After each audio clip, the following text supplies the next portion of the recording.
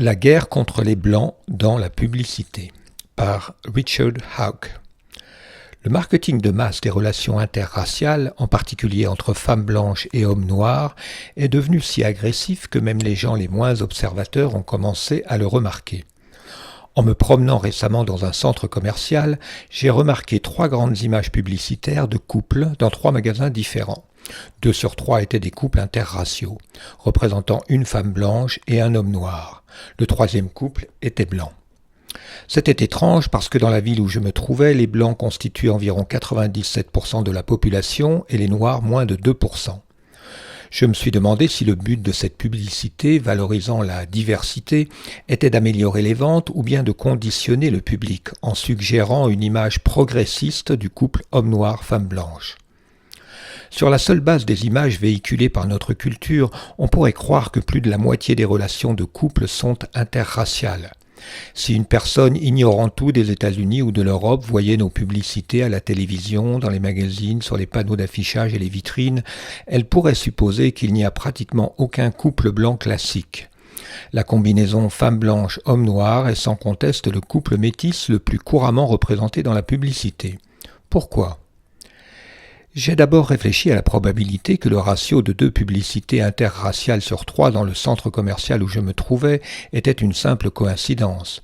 Entre les hommes et les femmes, blancs, noirs, hispaniques, asiatiques et autres, il existe 25 combinaisons de couples possibles. Si la diversité dans la publicité visait vraiment à attirer le plus grand nombre de clients, montrer une telle proportion de femmes blanches avec des hommes noirs est une stratégie commerciale très étrange.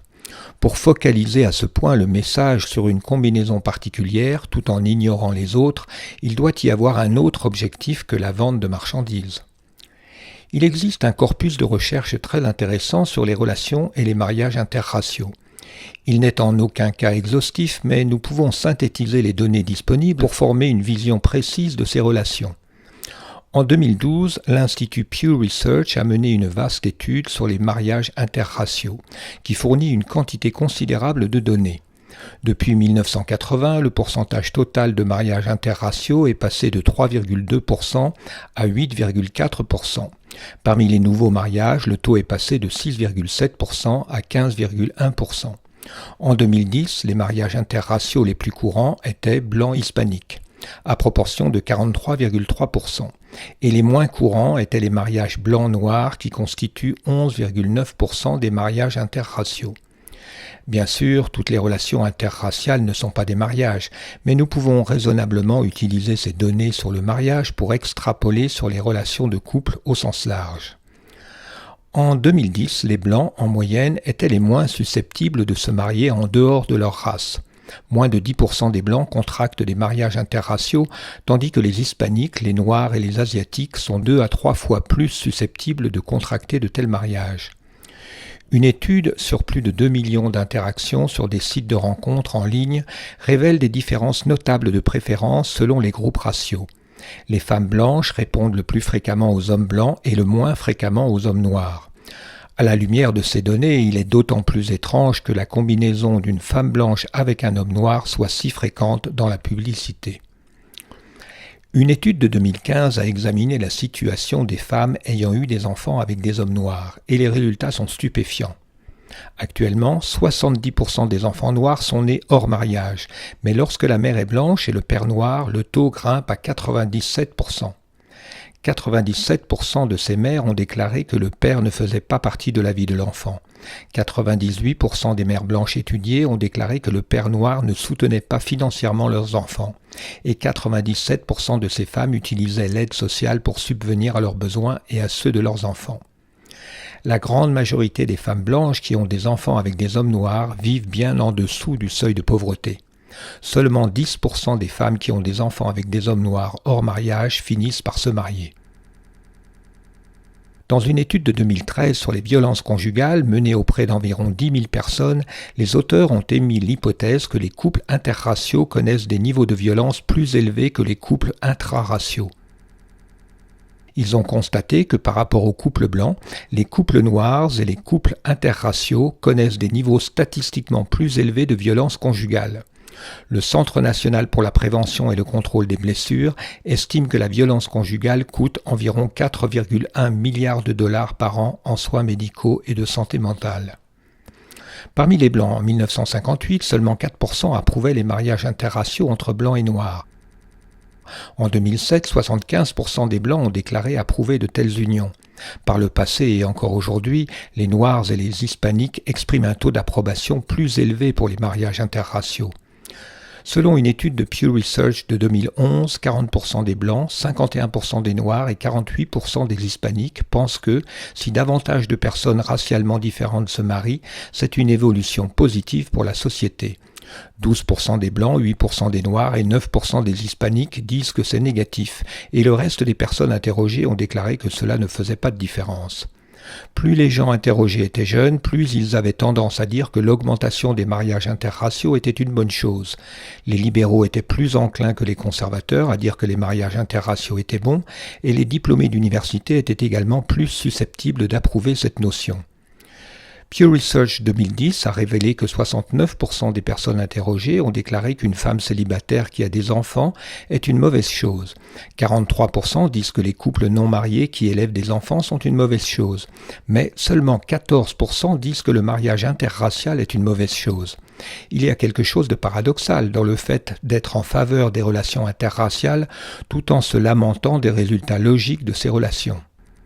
Les dernières découvertes de Pew Research et de Gallup indiquent que la majorité des citoyens américains approuvent les mariages et les relations interraciales. Bien qu'il s'agisse généralement d'enquêtes anonymes, une étude de scans cérébraux suggère qu'un biais de désirabilité sociale entre en jeu dans leurs réponses.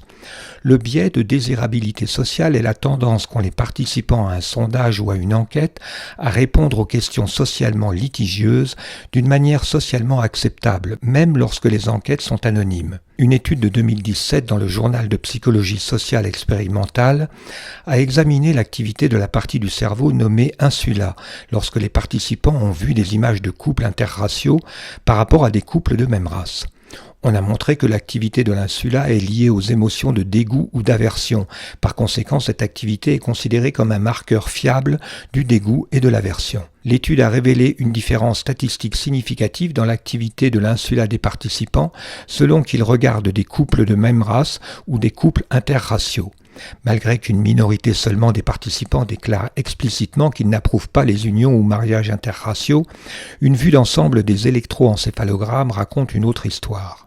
Cette étude a également utilisé une tâche d'association implicite pour mesurer les temps de réponse des participants à la catégorisation des couples interraciaux et des couples de même race avec soit une silhouette d'humain, soit une silhouette d'animal. Les participants ont été placés dans deux conditions, l'une amorcée avec des images dégoûtantes, l'autre avec des images positives.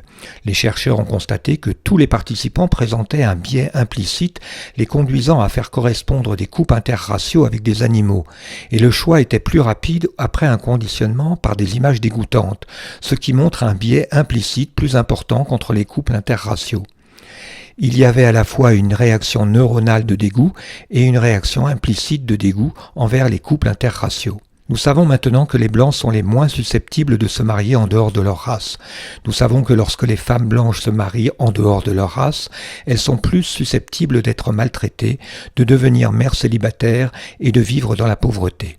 Nous savons que malgré l'acceptation feinte, les Blancs manifestent une réponse de dégoût légitime aux relations interraciales. Nous savons également que malgré le bombardement de diversité dans les films, la télévision et dans les publicités, les couples de même race restent de loin les plus courants. Alors, quel est le but de cette propagande flagrante ? David Vinjamuri pose la question dans le magazine Forbes. Quel est l'avantage d'une plus grande variété de genres, d'origine ethnique et de présence sexuelle représentée dans les médias et la publicité ? Pour le dire simplement, nous sommes plus susceptibles de nous identifier à quelqu'un qui nous ressemble. Michel Castillo, pour CNBC, suggère que les Américains veulent encore plus de diversité dans les publicités et elle cite une enquête menée auprès de 2000 personnes où 66% déclarent que la diversité dans la publicité est un facteur à prendre en compte lors de l'achat d'un produit. Ce sont au mieux des excuses. Nous n'avons toujours pas répondu à la question de savoir pourquoi nous voyons l'union particulière des femmes blanches avec des hommes noirs maintes et maintes fois. Je ne crois pas une seconde que la publicité interraciale, sous le prétexte de la diversité, concerne la vente de vêtements, de lessive ou de céréales. C'est de la propagande de bout en bout. Le but est de présenter une vision du monde déformée, d'humilier, de se moquer et de conditionner. Les hommes blancs sont la dernière force de résistance contre l'occupation d'une élite hostile. Ce n'est pas pour mieux vendre des marchandises que les femmes blanches sont exposées avec des hommes non blancs. C'est une tactique de guerre psychologique contre notre civilisation. Il est rare aujourd'hui que les hommes blancs soient représentés sous un jour favorable. Ils sont souvent obèses, maladroits, lents d'esprit et comptent sur les femmes et les non-blancs pour sauver la situation. Dans les films télévisés comme dans la publicité, il s'agit d'un stéréotype anti-blanc de plus en plus courant. L'acceptation croissante des relations interraciales au cours des 70 dernières années ne résulte de rien d'autre que d'un effort de propagande accru. Les résultats sont socialement et individuellement indésirables. Aucun bien ne résulte du fait d'encourager les femmes blanches à sortir ou se marier en dehors de leur race. Ce que nous observons est une attaque systématique contre l'identité blanche. Ce n'est qu'un des nombreux aspects de la guerre contre les Blancs qui est en train de devenir une normalité rampante en Occident. Les effets psychologiques de la publicité sont bien documentés. La publicité a la capacité de pousser les gens à choisir un produit de qualité inférieure simplement en manipulant le conditionnement affectif. Des études suggèrent que l'Américain moyen est exposé à près de 5000 publicités par jour.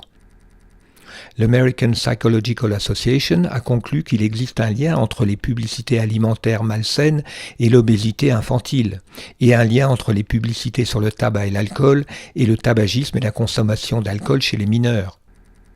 L'APA a constaté des effets si puissants qu'ils ont appelé à une réglementation stricte sur les publicités destinées aux enfants. L'exemple le plus récent et peut-être le plus agressif de propagande anti-blanche est venu de Netflix via une série de 3 publicités sur la société. La série des 3 publicités s'intitule « Le couple » et met en scène une femme blanche et un homme noir.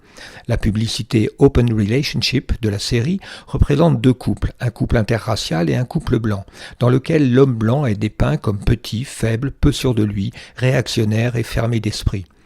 Sa copine blanche décide rapidement de le mettre de côté alors que l'homme noir vole littéralement sa petite amie devant lui en l'humiliant. Il s'agit d'une publicité avec l'intention présumée d'encourager davantage de personnes à s'abonner à Netflix.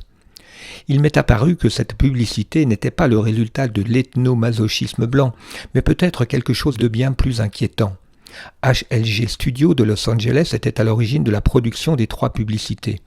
HLG a travaillé sur des campagnes publicitaires pour une myriade de marques nationales, allant des chaînes de restauration rapide aux banques, aux entreprises technologiques et aux détaillants de vêtements. HLG Studio a été fondé par Yuri Baranovsky, qui a lui-même réalisé les publicités de propagande anti-blanche de Netflix. Baranovsky est juif. Cette révélation a piqué ma curiosité et j'ai fait une recherche sur l'industrie de la publicité. J'ai rapidement constaté que l'industrie du marketing s'apparentait beaucoup à l'industrie des médias. Seules 4 entreprises géantes contrôlent la grande majorité de toutes les agences de publicité. Le groupe Omnicom de New York, WPP de Londres, Publicis de Paris et Interpublic de New York sont les principales sociétés en Occident. Le New York Times déclare que ces entreprises sont si puissantes qu'elles peuvent indirectement définir des programmes de télévision sur le réseau et affamer des magazines ou les aider à prospérer, en décidant comment et quand dépenser des dollars publicitaires. Chacune de ces entreprises possède des dizaines, voire des centaines d'agences plus petites. Omnicom a acheté à elle seule plus de 150 entreprises. Le PDG John Wren, d'origine irlandaise, dirige actuellement le groupe Omnicom. Omnicom a été fondé par Allen Rosenshine, Keith Reinhardt et John Bernbach, tous 3 juifs. Le PDG de longue date de Publicis a été Maurice Lévy, qui a cité son grand-père rabbin comme sa plus grande inspiration. Lévy a été honoré par la Ligue anti-diffamation et pour sa lutte contre l'antisémitisme et sa promotion énergique de la diversité. WPP de Londres a été fondé et est actuellement dirigé par Martin Sorrell, d'origine juive. Le PDG d'Interpublic Group, IPG, est Michael Isor Roth. Je n'ai trouvé aucune mention de son appartenance ethnique. Roth a cependant condamné l'idéologie suprémaciste blanche à Charlottesville et a estimé que l'événement était profondément dérangeant, comme il l'a écrit dans une note interne adressée à 50 000 employés d'IPG. Il semble y avoir un nombre disproportionné de juifs et de personnes ayant des sympathies juives dans le monde de la publicité. Depuis les petites start-up jusqu'aux entreprises brassant des milliards de dollars, qui font toute la promotion de stéréotypes anti-blancs tout en louant la diversité et l'inclusion. Ces entreprises ne font pas la promotion de la diversité simplement pour cibler un plus large éventail de consommateurs. Elles encouragent l'accroissement de la maltraitance des femmes blanches. Elles favorisent l'émergence d'une génération d'enfants pauvres et orphelins qui dépendront de l'argent et des contribuables. Elles n'essaient pas seulement de vendre des produits, elles essaient de recréer une nation, notre nation, sans nous. Elles disent qu'elles ne veulent pas d'enfants blancs, elles disent aux hommes blancs qu'ils n'ont pas leur place dans la société. Nous devons riposter avec vigilance et énergie et exposer au grand jour cette série ininterrompue d'attaques contre nous. Chaque fois que je tombe sur une publicité qui promeut la diversité d'une manière absurde et qui promeut le métissage, j'essaie de la signaler à mes amis et ma famille. Je prends personnellement note des entreprises qui insistent sur la promotion du métissage et je ne dépense pas mon argent chez elles. Si elles veulent des consommateurs diversifiés, elles peuvent les avoir.